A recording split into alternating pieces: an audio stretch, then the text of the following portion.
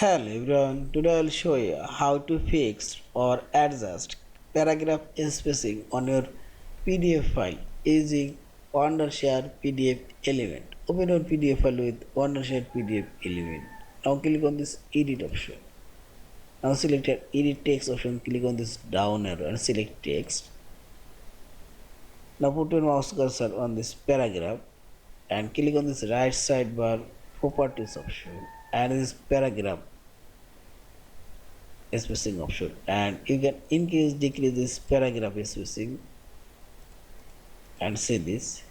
Also put this paragraph, put this mouse cursor before this paragraph and increase decrease the text. Also you can select, drag your mouse cursor, you can select your paragraph and see this. In this way also you can increase decrease this paragraph spacing.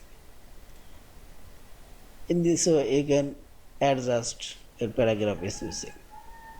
Yeah, and finally select this file option, save or save as a PDF file.